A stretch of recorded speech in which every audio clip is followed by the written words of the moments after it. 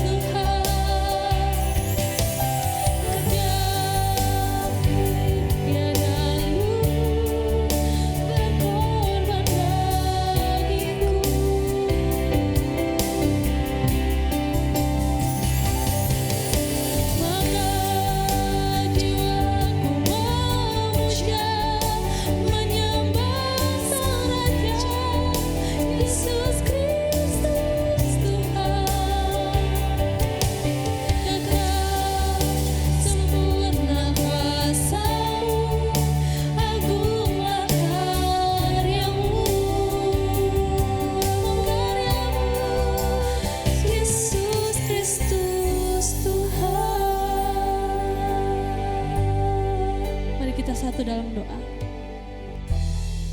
Terima kasih Tuhan untuk kebaikan-Mu, untuk kasih setia-Mu sampai saat ini. Kami boleh bersama-sama datang menghadap Tuhan pada ibadah hari ini. Tuhan tolong pimpin dan sertai hati kami, pikiran kami, diri kami Tuhan, supaya boleh berfokus hanya untuk Tuhan. Dalam nama Tuhan Yesus kami berdoa. Amin. Shalom teman-teman semua. Saya berharap kita semua dalam keadaan yang baik dan sehat, sebab Tuhan kita adalah Tuhan yang perkasa, Tuhan yang sanggup menyembuhkan kita, Tuhan yang sanggup memulihkan setiap hati kita, setiap pikiran kita, bahkan tenaga kita pun. Mari kita angkat pujian Tuhanku perkasa.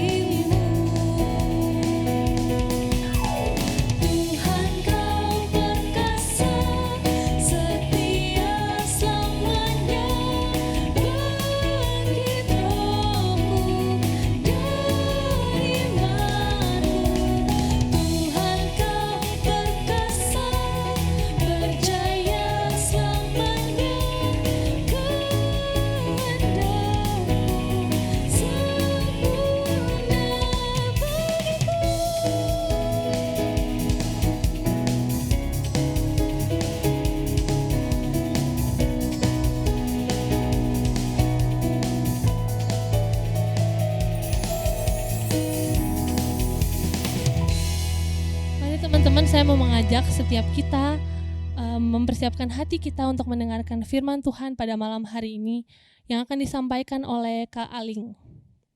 Mari sama-sama kita angkat pujian Roh-Mu yang hidup.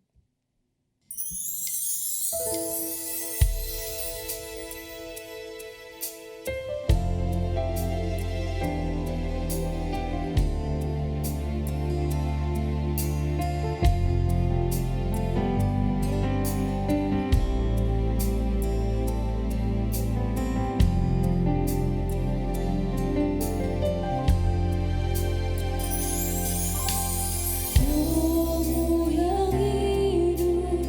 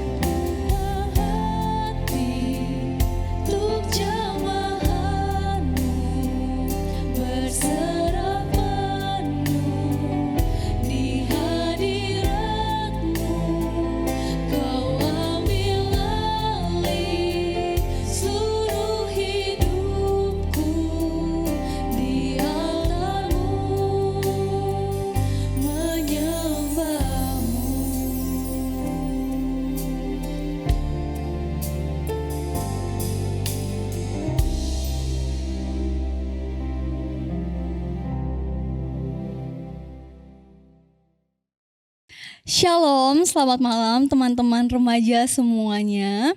Apa kabar teman-teman semua? Saya berharap teman-teman semua yang ada di rumah, di masing-masing tempat saat ini berada dalam kondisi yang baik, bukan hanya kondisi fisik, sehat jasmani, tetapi juga kondisi kerohanian kita pun dalam kondisi yang baik ya teman-teman. Saya juga berharap teman-teman semuanya selalu memiliki kerinduan yang sama, yaitu sama-sama rindu untuk mau membaca dan juga merenungkan firman Tuhan tiap harinya. Yuk teman-teman, sebelum kita membaca dan merenungkan firman Tuhan pada malam hari ini, saya mengajak setiap kita untuk sama-sama bersatu dalam doa. Mari kita berdoa. Tuhan, terima kasih. Terima kasih jika Engkau memberikan kami kesempatan kembali untuk sama-sama membaca dan merenungkan firman-Mu ya Tuhan. Biarlah Tuhan firman-Mu pada malam hari ini boleh mengingatkan setiap kami, boleh menguatkan setiap kami dimanapun kami berada ya Tuhan. Biarlah Allah Roh Kudus memimpin setiap hati dan pikiran kami, agar ketika kami berada di tempat kami masing-masing, ketika kami mendengarkan firman-Mu, kami boleh fokus dan juga boleh mendapatkan berkat dari firman-Mu ya Tuhan. Terima kasih Tuhan, terima kasih. Dalam nama Tuhan Yesus kami mengucap syukur dan berdoa. Amin. Ya teman-teman, pembacaan firman Tuhan kita pada malam hari ini terambil dari 1 Korintus 12 ayat yang ke-9 dan juga ayat yang ke-28. 1 Korintus 12 ayat yang ke-9 dan juga ayat yang ke-28. Teman-teman dapat memperhatikannya di dalam Alkitab teman-teman masing-masing ya. Kepada yang seorang roh yang sama memberikan iman, dan kepada yang lain ia memberikan karunia untuk menyembuhkan. Ayat yang ke-28, dan Allah telah menetapkan beberapa orang dalam jemaat, pertama sebagai rasul, kedua sebagai nabi, ketiga sebagai pengajar. Selanjutnya mereka yang mendapat karunia untuk mengadakan mujizat, untuk menyembuhkan, untuk melayani, untuk memimpin, dan untuk berkata-kata dalam bahasa roh. Ya teman-teman, suatu ketika seorang teman saya menghubungi saya. Seorang teman saya tuh mengabari saya bahwa dia akan memberikan sesuatu kepada saya. Satu barang yang bagi dia rasa berguna untuk saya. Dan saya pun juga setuju dengan akan hal tersebut. Menurut saya barang yang dia berikan, hadiah yang dia berikan itu merupakan hadiah satu barang yang juga saya butuhkan pada waktu itu. Kalau teman-teman tahu lilin aromaterapi, iya teman-teman, pada waktu itu teman saya tersebut dia menghubungi saya dan mengatakan bahwa dia akan memberikan saya sebuah lilin aromaterapi. Dia melihat bahwa terkadang mungkin saya merasa jenuh, saya merasa capek, dan mungkin bahkan beberapa kali terlihat saya itu berbeban berat, sehingga dia berinisiatif untuk memberikan hadiah tersebut kepada saya. Yaitu lilin aromaterapi tersebut teman-teman. Teman saya berharap bahwa lilin aromaterapi ini dapat berguna bagi saya untuk aromanya saya mungkin hirup dan saya mungkin merasakan agak ketenangan, rileks. Dan ya teman-teman, pemberian tersebut, hadiah tersebut, yaitu lilin aromaterapi tersebut berguna bagi saya dan juga memiliki tujuannya bagi saya juga. Teman-teman, satu pemberian ketika diberikan diharapkan dapat berguna dan juga memiliki nilai tujuannya tersendiri. Jika kita saat ini berbicara mengenai karunia rohani atau spiritual gift, kita juga akan berbicara mengenai karya Roh Kudus di dalam hal tersebut, karunia rohani tersebut teman-teman. Pekerjaan Roh Kudus di dalamnya. Kalau kita bicara mengenai karunia roh, spiritual gift, kita akan bersama-sama diperhadapkan dengan situasi di mana hal tersebut merupakan pekerjaan Roh Kudus, merupakan salah satu yang dikerjakan Roh Kudus di dalam diri orang percaya, teman-teman. Pembacaan firman Tuhan yang sudah sama-sama kita baca tadi merupakan salah satu karunia yang Paulus sampaikan kepada jemaat pada waktu itu, guys. Yaitu karunia yang dapat menyembuhkan atau healing, seperti yang kita baca pada ayat yang ke-9. Kepada seorang roh yang sama memberikan karunia untuk menyembuhkan. Ya teman-teman, karunia yang menyembuhkan, healing. Seperti yang saya katakan tadi bahwa Roh Kudus berperan dalam menganugerahkan atau memberikan karunia-karunia tersebut kepada orang-orang percaya yang ada pada waktu itu. Pada waktu itu ada orang-orang yang dapat berkata-kata dengan hikmat, melakukan mujizat, menyembuhkan orang lain, berbicara dengan bahasa roh dan lain-lainnya teman-teman. Jadi pada waktu itu jemaat-jemaat yang ada di sana, mereka diberikan karunia-karunia tersendiri. Masing-masing mereka mendapatkan karunianya masing-masing. Tapi teman-teman, fokus kita pada malam hari ini akan tertuju kepada karunia menyembuhkan. Ya guys, karunia menyembuhkan di sini merupakan karunia di mana orang lain dapat menyembuhkan penyakit tentunya. Orang yang sedang sakit, orang yang sedang menderita penyakit tertentu dapat disembuhkan melalui orang yang mendapatkan karunia tersebut. Tapi teman-teman, ketika seseorang dikatakan mendapatkan karunia penyembuhan ini, atau ketika orang tersebut mendapatkan karunia untuk dapat menyembuhkan orang lain ini, tidak berarti bahwa dengan karunia yang ia dapatkan, malah dia meninggikan dirinya sendiri. Merasa hebat karena dapat menyembuhkan orang lain. Tidak teman-teman.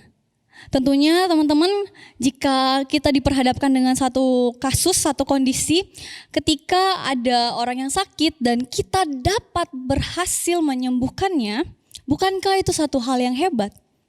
Tetapi teman-teman, jika kita berbicara tentang karunia penyembuhan, terkhususnya hal yang dikerjakan oleh Roh Kudus di dalam diri orang percaya, hal tersebut bukanlah berarti bahwa karunia tersebut dapat digunakan untuk meninggikan diri sendiri.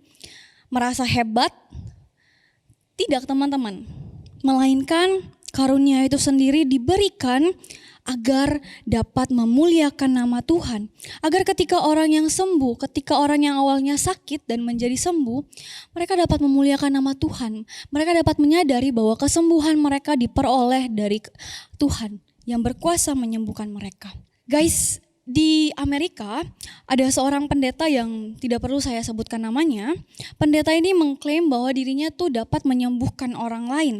Dan bukan hanya itu teman-teman, pendeta ini bahkan dia membuat KKR yang besar-besaran untuk menyembuhkan orang-orang yang sedang sakit. Dia mengundang orang-orang lalu menyembuhkan mereka. Tapi yang menjadi masalah di sini bukanlah orang tersebut mengadakan KKR yang besar, mengundang orang-orang untuk menyembuhkan mereka. Tidak teman-teman. Tapi yang menjadi masalah adalah ketika orang-orang tersebut yang datang malah berfokus kepada sang pendeta.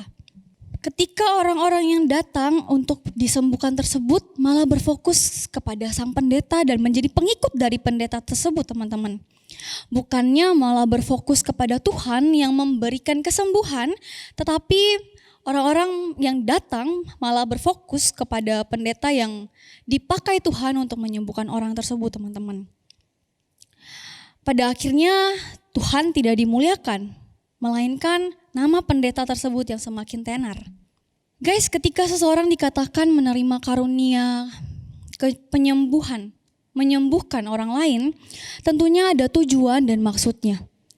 Saya mencoba untuk melihatnya dalam 2 poin. Yang pertama, hal tersebut adalah sebagai pelengkap di dalam kesatuan tubuh Kristus.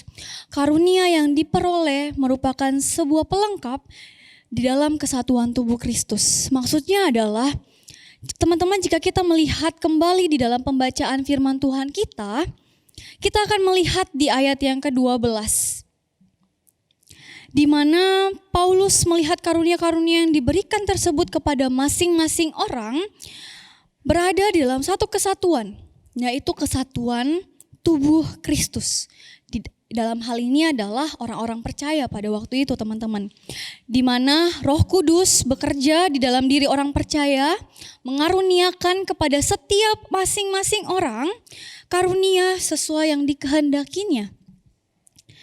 So guys, ketika seseorang dikatakan menerima karunia, terlebih lagi karunia dalam hal ini karunia menyembuhkan ya, orang tersebut seharusnya menyadari, orang tersebut harusnya memiliki kesadaran bahwa dirinya ada di dalam lingkup kesatuan tubuh Kristus, di mana di dalam kesatuan tubuh Kristus itu ada yang melayani, ada yang menyembuhkan, ada yang mengajar, ada yang berbahasa roh, ada yang memimpin, dan lain-lain.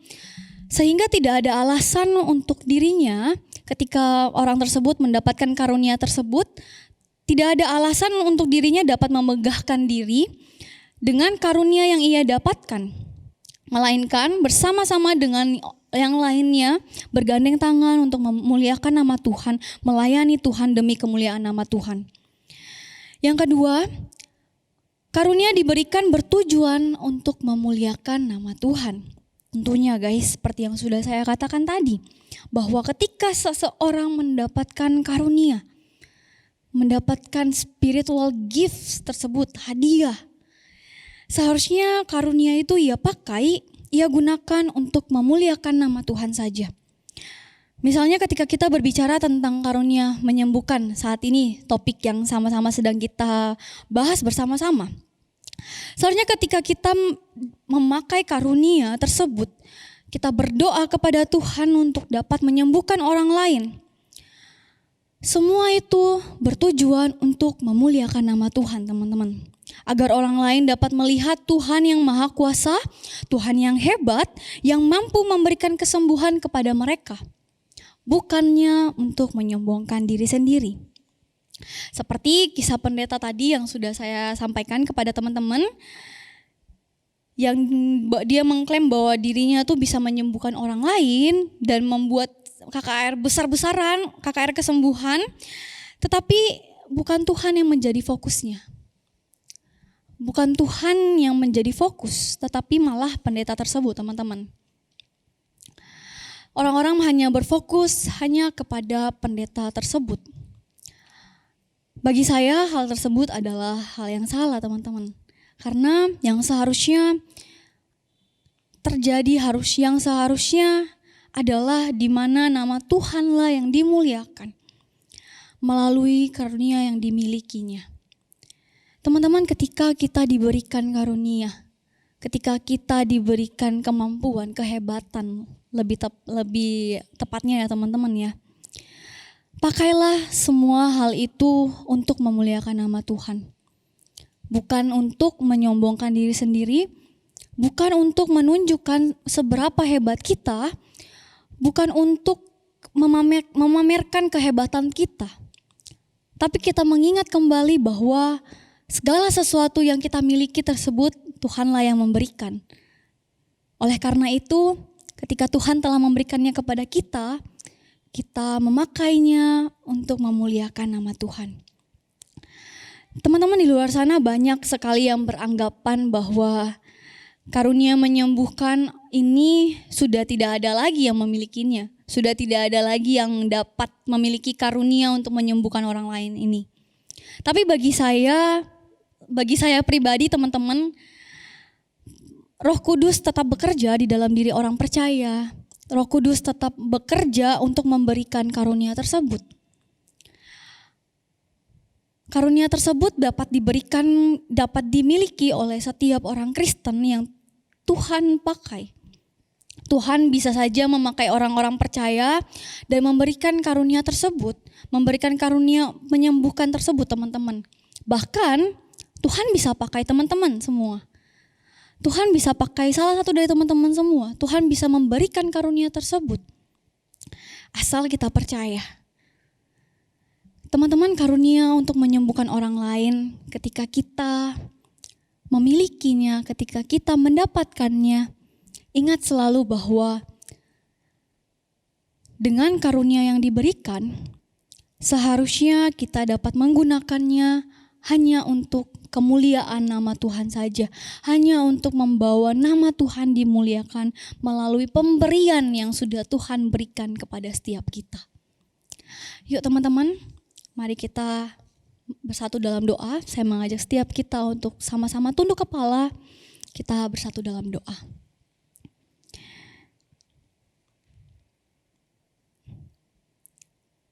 Ya Tuhan, terima kasih. Terima kasih kalau pada malam hari ini Engkau boleh mengingatkan setiap kami ya Tuhan. Terlebih lagi ketika kami saat ini sama-sama belajar mengenai karunia penyembuhan.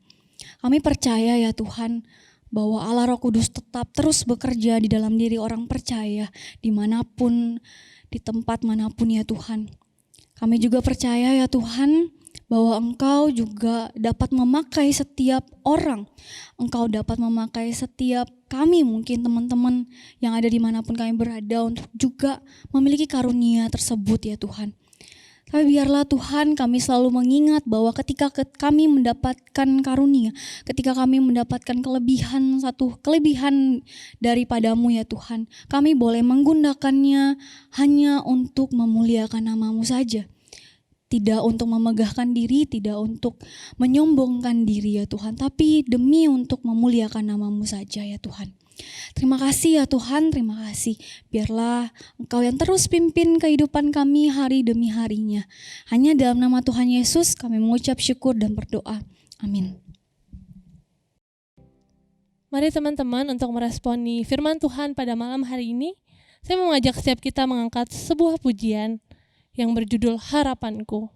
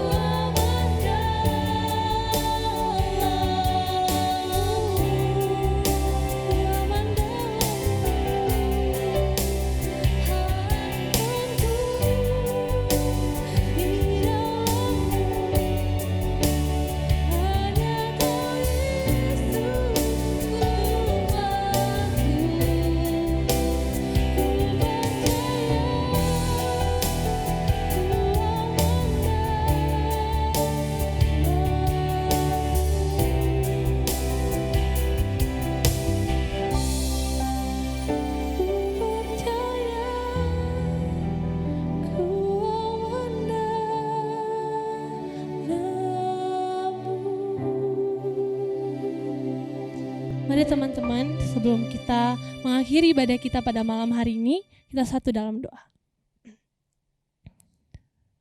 Terima kasih Tuhan untuk malam hari ini kami boleh sama-sama beribadah. Kiranya firman Tuhan, puji-pujian yang kami naikkan di hadapan Tuhan, boleh dapat memberkati setiap kami dan boleh mengajarkan setiap kami bahwa kuasa Tuhanlah yang sanggup mengubah hidup kami. Karena campur tangan Tuhanlah kami masih ada sampai saat ini. Dan kami percaya bahwa kuasa-Mu nyata Tuhan di tengah-tengah kehidupan setiap kami. Berkati setiap kami Tuhan, anak-anak remaja-Mu dimanapun kami berada. Dalam nama Tuhan Yesus kami berdoa dan mengucap syukur. Amin. Ibadah selesai, Tuhan Yesus memberkati.